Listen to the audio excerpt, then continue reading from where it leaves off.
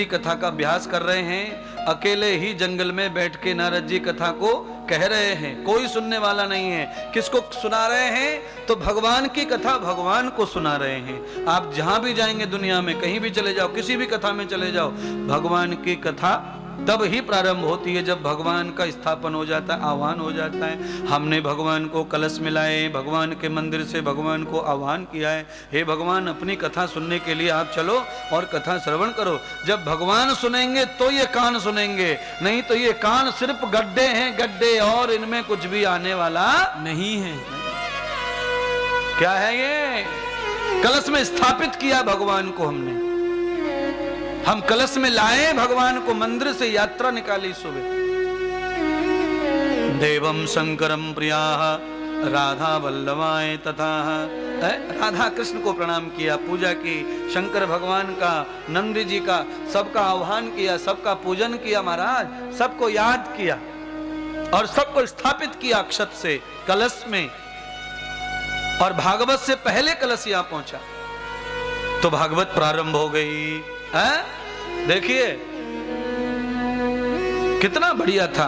कल बड़ी गर्मी थी 11 बजे, आज अगर ऐसी धूप और रहती तो थक जाते, पसीना पसीना हो जाते। तो ठाकुर जी कितने मेहरबान है तुम्हारे ऊपर। देखो जहां कथा हो चुकी है वहां पानी बरस रहा है, जहां कथा होनी है वहां बादल आके छतरी बनाई है, छाया कर दी है महाराज। नहीं कल से हम तो लड़ाई कर रहे थे कि एसी लगाओ, एसी लगाओ, ना एसी ना पंखा, ना देखो तो भी ठीक है, एसी तो ठीक है पर पंखा भी नहीं है। पर भगवान है तो सब है, वो चाहे तो सब ठीक कर देता है। क्योंकि अब सूरज से गर्मी लगे तो अलग है, पर हमारी खोपड़ी पे तो 10 सूरज उदय हो रहे हैं। तो ये ऐसी हैलोजन है ना, ये 10 सूरज है, इनकी गर्मी। इसीलिए कलश की जो महिमा है वो सर्वो पितृगमा संभ्य।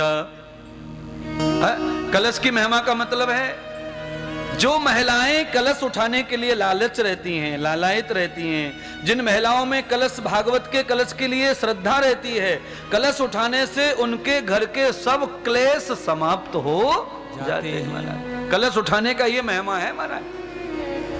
ऐसे ही महिला नहीं आ जाती घर छोड़ के साड़ी पहन के, नहीं नहीं, कलश उठाने से भगवान को धरती पे धारण कर लिया, सिर के ऊपर बिठा लिया।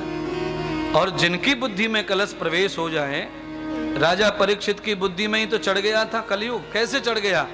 मुकुट। और तुमने कलश, कलयुग नितल जाएगा, कलयुग निचुड़ जाएगा।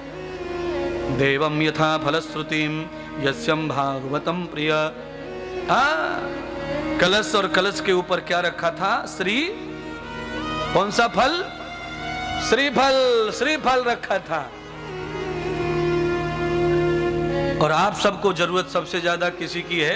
श्री की ही जरूरत है। आप सब श्री के भूखे बैठे हैं, तो श्रीफल कलश के ऊपर है, देवता अंदर बैठे हैं। आपकी श्रद्धा निष्ठा मैंने आज देखी। कुछ महिलाएं लेट हो गई आने में, ऐसी हो गई तो बिचारियों को डबल मेहनत करनी पड़ी, भागना पड़ा, दौड़ना पड़ा, शामिल होना पड़ा। पर ध्यान रखिए, लेस मात्र किंचित भी जो कलश यात्रा में चल गए 4 कदम, उनको भी पूरा फल मिलता है कलश भगवान का। आपको नहीं मालूम कलश की महिमा क्या है? अगर ये कलश को देवता लोग नहीं संभालते तो आज भारत में कुंभ नहीं लगते। कलश की वजह से कुंभ मेला लगते, भारत में धर्म मेला लगते हैं।